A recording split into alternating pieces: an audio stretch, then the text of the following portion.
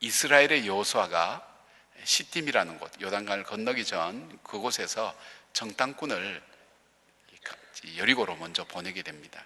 여리고는 요즘 고고학에서 나오는데 이 여리고 성 이쪽으로 해서 차가 다닐 정도로 견고하다는 거예요. 여리고가 무너진 거 보면 이해를 못하겠다는 거예요. 그만큼 견고한 성입니다. 그래서 정탐꾼을 2명을 보내는데 정보가 새어나간 거예요.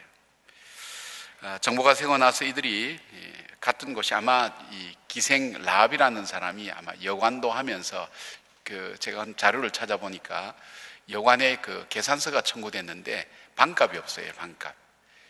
반값이 없는 대신 이렇게 기생이 대접하는 그 값으로 되는 거 보면 반값과 동시에 그 기생의 집에 들어가면 기생과 더불어 지낼 수 있는 그런 어떤 되어 있으니까 이 기생 라합이라고 하는 것은 요즘 말하면 창녀죠. 창녀라고 그렇게 볼 수 있습니다. 그 집에 숨어들게 됐습니다. 정보당국이 알고 그 사람을 찾아내라 그럴 때 이 기생 라합이 그 민족과 또 자기의 이 동족을 성을 배신하죠. 일종의 보면 배신이죠. 배신하면서 이 정탐꾼 2사람을 정말 찾을 수 없는 곳에 숨겨줍니다. 숨겨주고 그리고 이 사람들에게 약속을 하게 되죠. 오늘 본문에 있는 내용을 가지고 정말 하나님께서 이 성을 너에게 맡겼다고 나는 그렇게 믿는다. 그러니까 이 성이 무너질 때 우리 가정을 구원해달라. 나도 너를 구원해 주지 않느냐. 약속을 받아내고 지붕에 있는 거기에 3대 사이라 그랬죠. 3대 갈대 나무 사이에 숨겨주고 또 가고 난 다음에 너희들 바로 가면 잡히니까 저 숲속에 산에 가서 한 3일 있다가 추격하는 사람들이 가고 난 다음에 돌아가면 좋겠다고 그렇게 해서 살려주게 됩니다. 그리고 이 여인은 참 가정의 짐이었죠.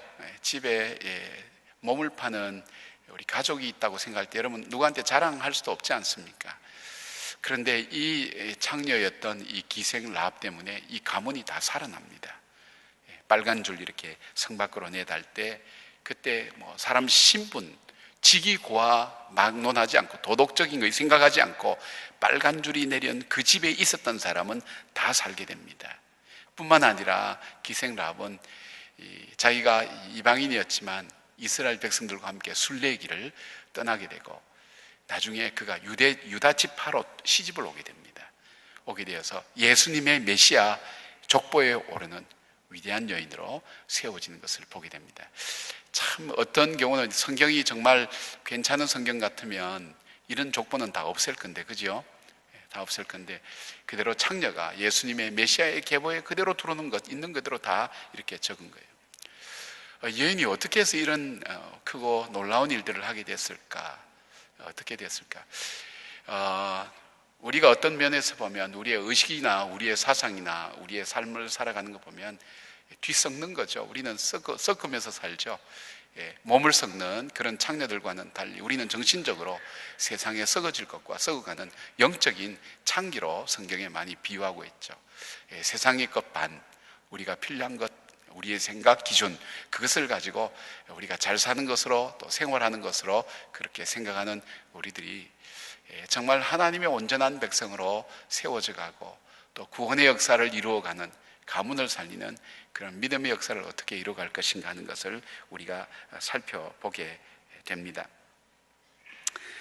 이 하나님께서 이 가나안 땅을 이렇게 멸망시킬 때는요 2가지 조건이 만족되었어요. 하나는 이스라엘 백성들이 신앙이 성숙해야 됩니다. 축복도 준비되지 않는 사람에게 주게 되면 사실은 그 축복이 저주입니다. 하나님께서 그 사람에게 복을 주시기 위해서는 연단을 시킵니다. 연단은 복을 담을 수 있는 그릇이라고 보면 됩니다. 그 복이 주어졌을 때도 버티고 서서 그 복을 감당할 만한 힘이 있을 때 하나님 주시기 때문에 여러분에게 연단이 있거나 어려움이 있으면 저는 그렇게 생각합니다. 힘든 일, 목사님 너무 힘들어요 그러면 기다려보세요. 기도하시면서 기다려보세요. 하나님께서 지나고 보면 반드시 뭔가 좋은 것 주시기 위한 하나님의 계획이 있어요. 그거 별로 틀려본 적 별로 없어요. 하나님께서 그 시련과 연단을 통해서 우리 마음을 낮추시고 변화시키고 그렇게 하셔서 하나님 필요한 것 이렇게 부어주시더라고요. 그걸 많이 봤어요. 여러분도 여러분 인생에 있어 전문가지만 저도 목회하면서 이제 한 30년 되니까 나름대로 이제 많은 케이스를 갖고 있잖아요. 그 볼 때 하나님 말씀이 맞구나. 그래서 시련과 어려움이 올 때는 여러분이 그걸 가지고 그냥 낙심하고 절망하지 말고 그때 아니라 하나님께서 뭘 주시기 위한 계기구나 하는 것을 가지고 준비하셔야 돼요. 여러분이 평안하세요? 어려움 없고 평안 없다면 그거 정말 조심하셔야 돼요. 이때가 정말 위험할 때 더 열심히, 그때는 기도도 잘 안 돼요. 새벽기도 나오도요, 나오고도 싶은 마음이 별로 없어요. 사람이 갈급해야 뭔가 나오지 그렇지 하면 안 나와요. 제가 어깨가 너무 아파서 막 눈물이 날 정도로 이렇게 밤에 잠을 못 자고 그럴 때는 병원이 아무리 힘들어도 가게 되더라고요. 조금 낫게 되니까 갈까 말까 요 정도면 버틸 수 있는데 사람 마음이 그래 되더라고요. 우리가 힘들고 어려울 때는 새벽이든 밤이든 상관없습니다. 하나님께 나가 말씀 듣고 위로받을 수 있는 곳이라면 내가 어디를 간다 생각하지만 조금 괜찮아지면 그거 쉽게 안 되는 거예요. 새벽에 와서도 졸 수밖에 없는 거예요. 왜요? 안 들어오거든. 말씀이 안 들어오거든요. 그만큼 절박하지 않거든요. 절박하지 않거든요. 오늘 이 여인이 이만큼 변화가 될 수 있고 새로워질 수 있었던 그걸 첫 번째로 보면 이 여인은 확실한 믿음을 갖고 계세요. 확실한 믿음을 갖고 있었다는 걸 보게 돼요. 기가 막힌 일이죠. 믿음은 들으면서 난데 이 여인은 전부 다 들었어요. 들으면서 이 여인이, 지금 우리는 신앙 고백이라는 게 딱 정해져 있지만, 문자로 되어 있지만 그 당시는 그게 없잖아요. 뭔가 잡신 속에서 하나님께서 유일신이라는 것 자체가 그들에게는 생소한 거예요. 온 세상은 우리 무랄론이나 이런 것, 철학에서 얘기하는 거 들어보면 모든 이 만물 속에는 신이 있다고 그렇게 생각하게 되죠. 생명력 있고 살아있고 신이 있다고 생각하는 그런 어떤 초기에 그런 사상과 사고를 갖고 있는 그 속에서 하나님께서 유일신이다, 이건 유대교만 갖고 있었거든요. 그 사고가 들어가는 것이 불가능한 일입니다. 그리고 하나님께만 생명의 일과 살 길이 있다고 지금 그렇게 고백하는 거예요. 이 여인이 한 것 보면 우리가 믿음이라는 요소가 반드시 등장하게 된 두 가지 요소를 채우고 있어요. 하나는 믿음의 대상이 누군지를 분명히 알고 있어요. 여호와 하나님, 여호와 언약의 하나님. 어디서 들은지 몰라요. 하나님은 언약을 지키신 하나님. 너희들이 예굽 땅 종되었던 곳에서부터 하나님께서 광야의 생활을 걸어오게 하시고, 불가능한 광야의 생활을 건너오게 하시고, 요단 저편에서 저 꺾을 수 없는 왕 바산한 옥과 함께 그들을 섬멸시킨 것, 홍해를 가르고 왔다는 것, 우리가 이거 들었다. 그리고 하나님께서 너희를 인도해 오셨다는 얘기 듣고, 홍해가 갈라졌다는 얘기 듣고, 이 땅도 반드시 하나님께서 너희에게 주셨다는 것을 내가 믿고 있다는 거예요. 나만 믿는 게 아니라 우리 성 사람들 전체가 다 믿고 있다는 거예요. 그 얘기를 들을 때 우리가 간담이 녹았다 그랬어요. 간담이 녹았다. 혼비백산이 됐다는 거예요. 이제 우리가 끝나는구나, 그런 생각을 하게 됐다는 거예요. 왜 이 여인이 이런 메시지 속에 그가 귀를 기울이게 되었을까? 그 생각해 봤어요. 성경에 나오지 않아요. 생각해 봤어요. 창녀라 그러면 인생의 밑바닥을 보는 사람이에요. 인생의 밑바닥. 거룩하고 괜찮아 보이는 그 사람의 밑바닥을 보는 직업이에요. 옷을 입고 점잖게 다니고 이러지만, 그러나 인간의 짐승성과 그 밑바닥 인생이 있는 본능을 계속해서 보면서 사는 인생이에요. 자기도 몸을 팔고 그 사람을 통해서 돈도 벌고 생활하지만 그 사람 속에 무슨 마음이 들어갈까요? 인생 속에는 희망이 없다는 걸 아는 거예요. 여러분, 저와 여러분이 하나님 우리를 보시면 우리 속에 더러운 욕망들, 또 우리의 더러운 욕심들 포장은 하지만, 우리가 인격이나 우리의 지식이나 우리가 다른 것으로 포장은 하지만 우리 속에 있는, 내면 속에 있는 욕망과 죄악성, 우리가 다 갖고 있잖아요. 이걸 현실로 나타나는 걸 보는 여인이에요. 이 성의 밑바닥을 보는 여인. 이 성은 희망이 없다고 생각하겠죠. 희망이 없다고 생각하겠죠. 그리고 사람들이 괜찮아 보여도 인생 속에는 정말 희망이 없다고 그렇게 아마 생각을 하게 됐을 거예요. 그러면 그 속에서 뭘 봤을까요? 내가 이 땅에 태어나서 정말 인생의 의미가 무엇인가, 어디에 생명이 있는가 하는 것을 그 여인이 고민했기에 주님의 말씀이 들려왔을 거예요. 사마리아 수가성의 여인도 남편 5 바꿔봐도 인생이 별 볼 일 없다고, 그가 불편한 것이 있으면 이 물 들어오는 건데 내게 생수를 준다 그럴 때 눈이 번쩍 뜨인 거예요. 그리고 네가 남편 데려오라 그럴 때 예수님 말씀이 네가 남편이 5 있었지만 지금 있는 남편도 네 남편이 아니라는 내 과거를 알고 내 고민을 알고, 남편을 하나 바꿀 때마다 얼마나 고민하겠어요. 얼마나 좌절과 또 새로운 삶에 대한 생각을 가지고 그 여인이 걸어왔는데 그것을 예수님이 아신단 말이에요. 정말 인생 속에서 여러분은 여러분 속에서 인생의 희망을 바라볼 수 있습니까? 나는 내 인생 바라보면 참 인간 세상은 복이 있어, 희망이 있어, 그렇게 생각합니까? 저는 제가 제 자신을 봐도 하나님께서 나를 구원해 주신 그 은혜가 너무 귀하다. 정말 하나님께서 나 같은 사람 정말 구해 주셨구나. 제가 조금 본정신 들어서 제 자신을 보게 될 때는 그 마음 들어간다니까요. 나도 나를 신뢰하지 못할 때가 많은 거예요. 나도 나를, 제 속에 있는 나를 여러분에게 공개하지 못할 내 자신의 모습이 많은 거예요. 내 아내에게도 공개하지 못할 내 마음속에 이 죄성과 더러움이 내 속에 있는 거예요. 그걸 다 보시는 하나님. 근데 그것이 드러난 걸 본 거예요. 무슨 세상에 희망이 있겠어요? 나에게도 희망이 없는 거예요. 다른 사람에게도 희망이 없는 거예요. 저 사람 생각하는 거 보면 정말 천국을 바라보고 사는 것 같은데 사는 거 보니까 아닌 거예요. 돈이 최고인 거예요. 자기의 욕망이 최고인 거예요. 자기 자신의 어떤 껍질 속에 쌓여서 인생을 착각하고 사는 것을 보는 거예요. 깨달음이라는 단어가 왜 이렇게 중요하냐면 깨닫기 전에는 모르거든요. 이래야 알게 되는 거예요. 희망이 없는 그 가운데 주님의 말씀이 들리는, 그 하나님이 들리는 거예요. 신실하신 그 하나님, 정말 보잘것없는 그 하나님을, 그 인생을 도우시는 하나님. 여러분 길 가다가 요즘 그런 거 별로 못 보지만 사과나무 딱 볼 때, 이야, 저 사과나무 대단하다, 저렇게 아름다운 나무에 열매를 맺고, 그래 얘기한 사람 없잖아요. 농부가 대단하다 그래요. 농부가, 저 농부가 어떻게 이 땅에 저 사과나무 저렇게 아름다운 걸 맺게 했을까? 농부를 칭찬하잖아요. 마찬가지로 그 정말 보잘것없는 이 불평과 원망밖에 하는 이 백성들을 하나님께서 끝까지 붙드시고 포기하지 않고 홍해를 가르시고 지금까지 불기둥과 구름기둥으로 인도하시고 만나와 메추를 먹이시고 인도해 오신 그 하나님 볼 때 이 하나님이야말로 정말 신실하신 하나님이다. 믿음의 대상을 아는 거예요. 그리고 이 하나님은 약속하신 것을 반드시 이루는 언약의 하나님, 그래서 여호와 하나님이라고 부르는 거예요. 여호와 하나님. 이게 저 뭡니까? 이 라합 뭡니까? 기생 라합이 갖고 있는 신앙 고백이에요. 이렇게 얘기하죠. 말하되 여호와께서 이 땅을 너에게 주신 줄을 내가 아노라. 우리가 너희를 심히 두려워하고 이 땅 주민들이 다 너희 앞에서 간담이 녹나니 이는 너희가 예굽에서 나올 때에 다 아는 거예요. 여호와께서 너희 앞에서 홍해물을 마르게 하신 일과 너희가 요단 저편에 있는 옛날 일과 최근 일을 다 아는 거예요. 아무리 사람의 두왕 시온과 오기게 행한 일 곧 그들을 전멸시킨 일을 우리가 들었습니다. 우리가 듣자 곧 마음이 녹았고 너희로 말미암아 사람이 정신을 잃었나니 너희의 하나님 여호와는 위로는 하늘에서도 아래로는 땅에서도 하나님이시니라. 유리신 하나님이라는 거예요.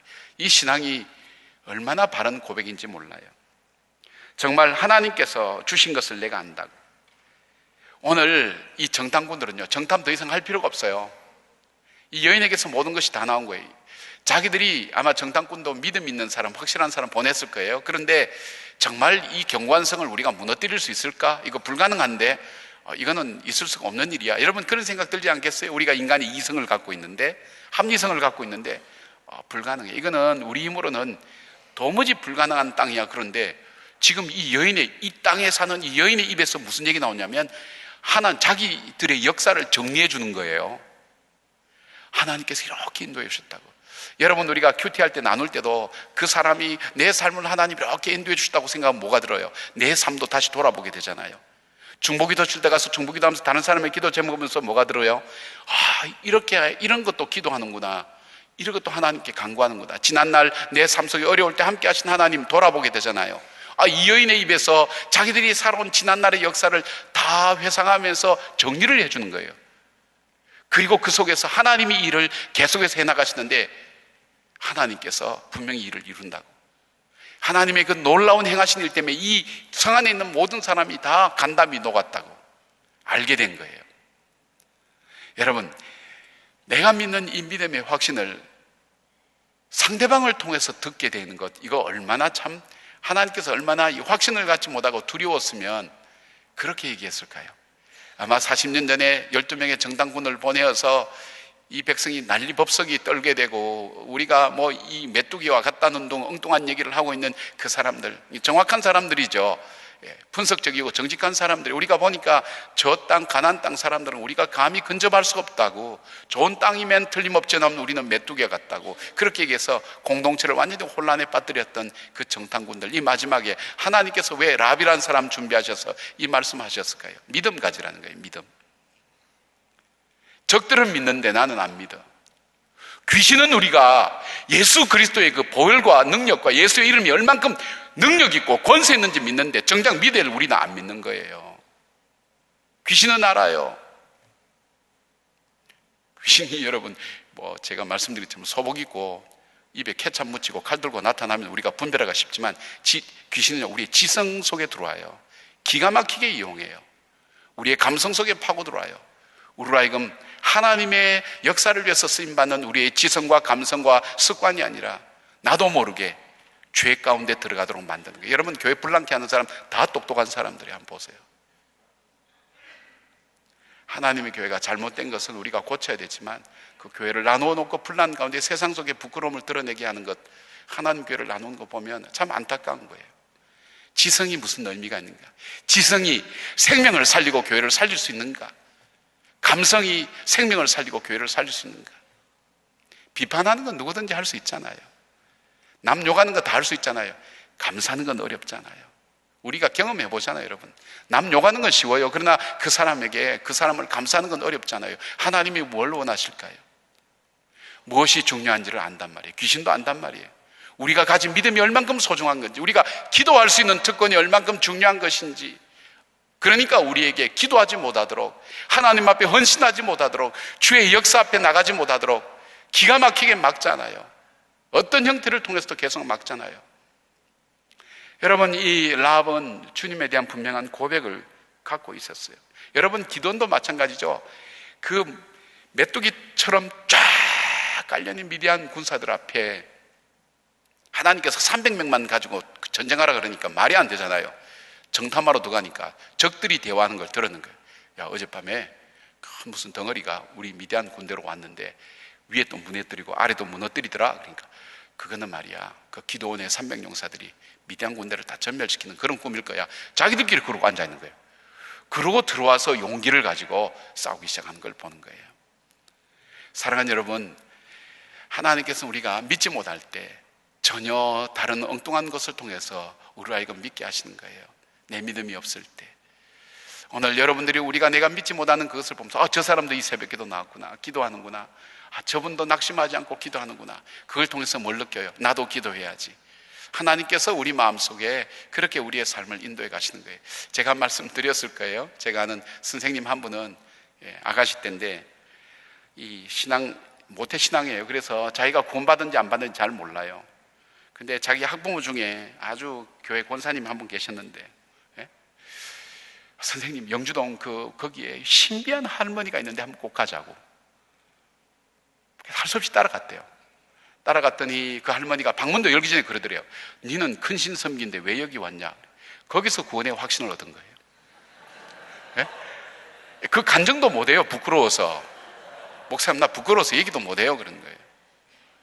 여러분, 우리가 믿는 믿음이 결코 싼 믿음이 아니라는 것, 우리가 얼만큼 권세 있는 백성인지, 우리가 기도할 수 있는 특권이 얼만큼 귀한 특권인지, 우리 하나님이 얼마나 신실하신 하나님인지 우리가 깨닫지 못하는 것을 우리에게 조명을 통해서 보여주시기도 하고 알게 하시고 깨닫게 하시는 그 하나님, 이 라합은 그것을 믿은 그런 여인인 것을 보게 됩니다. 그 믿음이 분명 있는 여인이에요. 두 번째는, 라합의 믿음은 행동하는 믿음이었어요.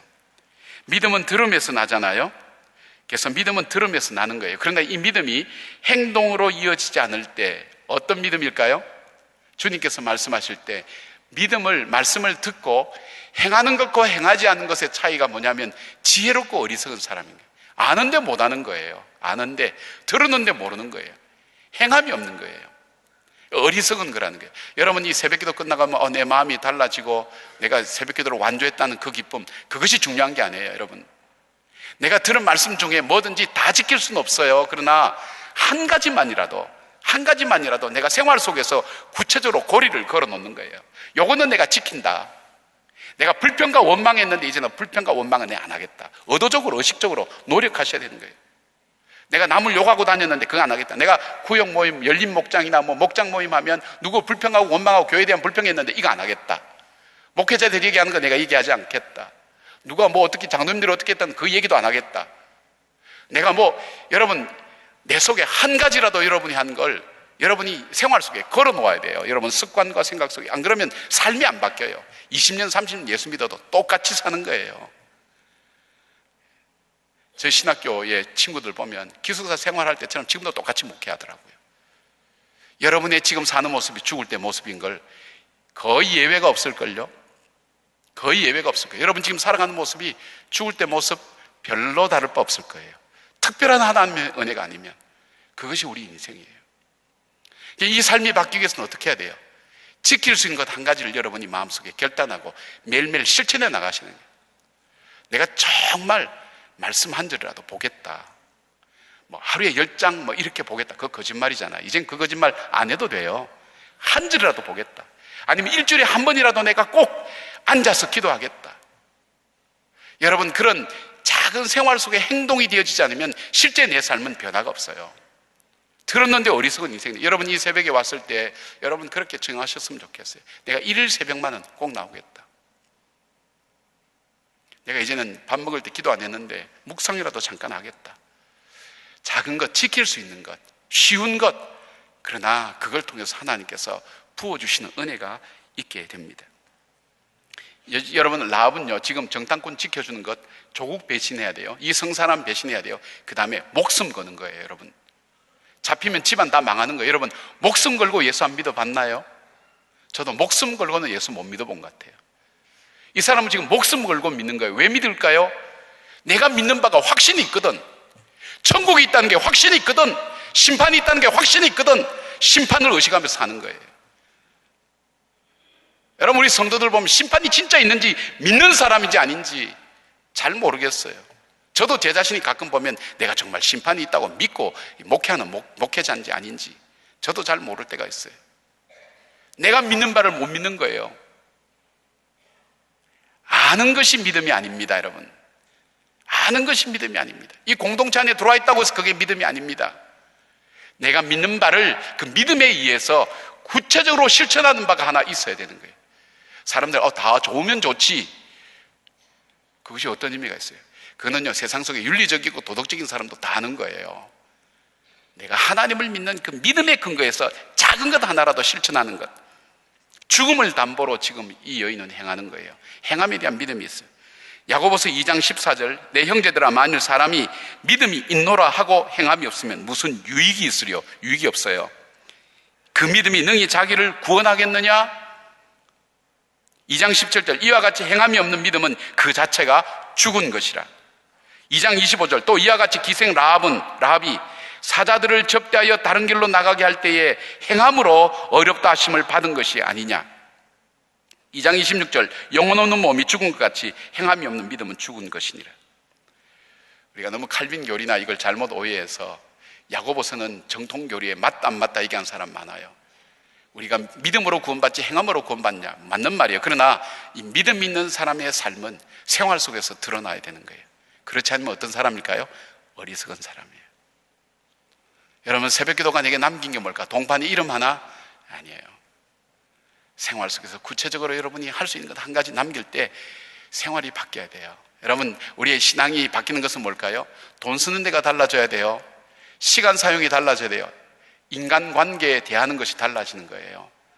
그거 구체적인 변화가 나타나는데 그것을 위한 하나 분명한 작은 것을 여러분이 갖고 계셔야 돼요. 어떤 집에 강도가 들어왔어요. 야, 돈 내놔 그랬더니 이 사람이 본능적으로 목숨은 얼마든지 드릴 테니 돈만은 이렇게 하더래요. 강도가 웃고 나갔다 그래요. 만든 얘기인지 뭔지는 모르겠지만은 우리가 그만큼 이 세상 속에 취해서 살아가는, 왜냐하면 돈이 참 좋잖아요. 돈이 참 좋아요. 여러분 그 맛을 알면 천국 필요 없는 거예요. 이 땅에서 잘 살면 그게 좋겠다고 생각하는 거예요. 정말 여러분 시련과 어려움이 있어서 난 이 땅이 아니야, 천국이야 그러면 그것도 어떤 면에서는 복이라고 저는 그렇게 믿습니다. 이 땅이 어차피 우리 인생에 영원히 살지 못하고 영원히 가질 수 없고 영원히 누릴 수 없다면 그것도 복이다, 그렇게 생각합니다. 행함이 없는 믿음, 이 라합은 목숨 걸고 지금 하고 있는 거예요. 여러분, 우리가 성경으로만 이렇게 보지 말고요, 그 성경 속에 우리가 들어가 봐요. 우리가 라합이 한번 되어봐요. 그렇게 할 수 있나? 생명 걸고 하겠어요 여러분? 조국을 배신해야 되는데 이 선사람 배신하는데 확신 없으면 그건 못하는 거예요. 분명히 이성 망한다. 그때 우리를 지켜주길 바랍니다.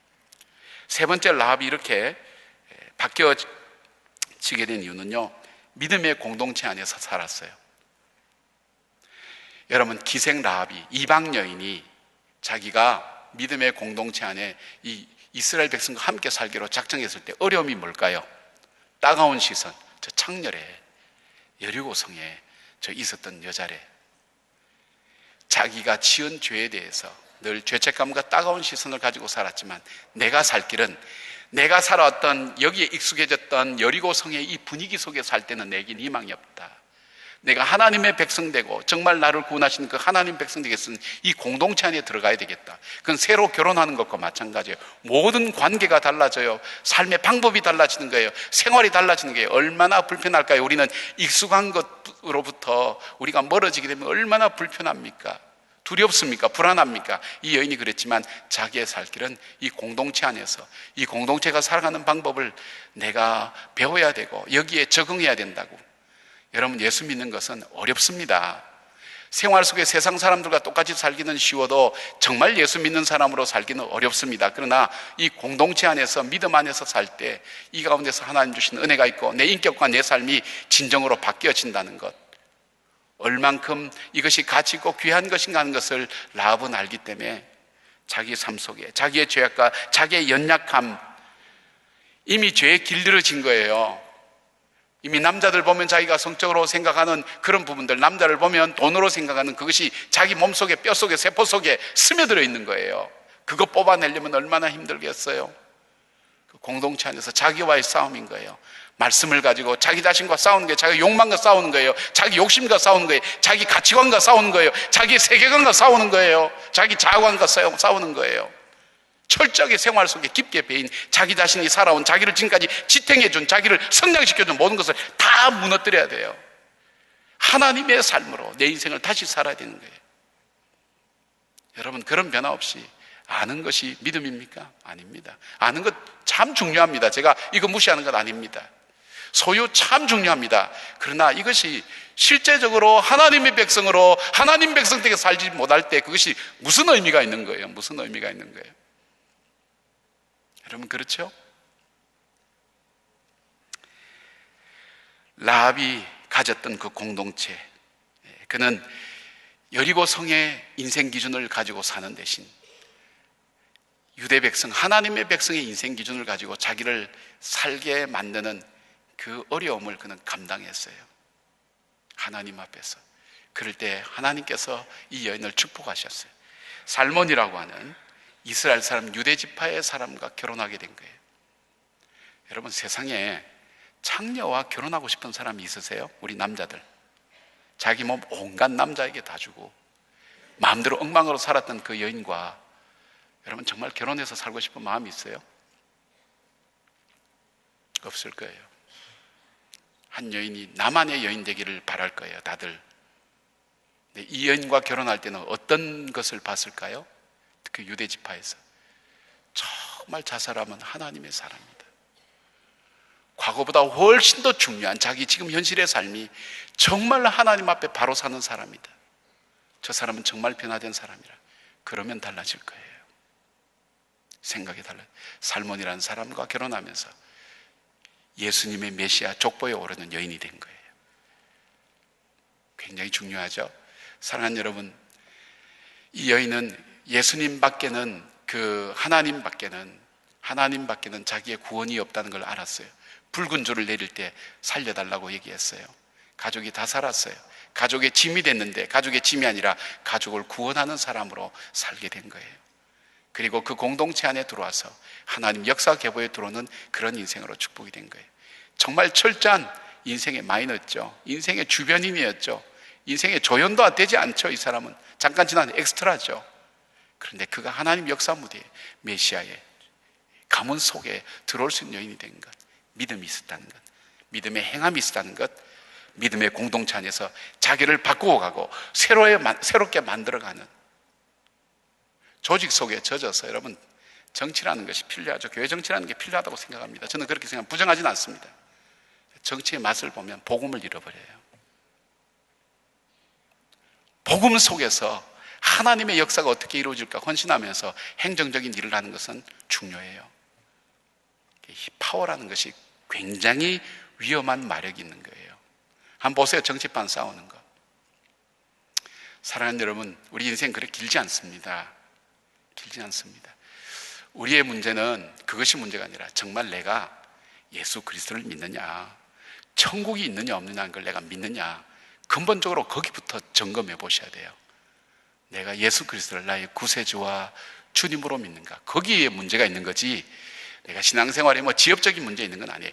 우리의 신앙의 문제는 가장 근본적인 데 문제가 있는 거예요. 근본적인데 날마다 내가 그 고백하고 있는가. 언제까지나 여러분 받쳐주는 어제의 삶이 오늘의 삶이 되진 않습니다. 어느 날 눈 뜨고 보면 분명히 어제와 오늘 하루 사이인데 오늘이 너무나 달라져 있는 우리의 현실 앞에 어떻게 대처해 나가시겠습니까? 천국의 소망 외에는 우리에게는 없습니다. 오늘 여인처럼 이 복음 붙들고 우리를 붙드시는 그 하나님께 믿음으로 걸어가는 우리 모두가 되기를 바랍니다.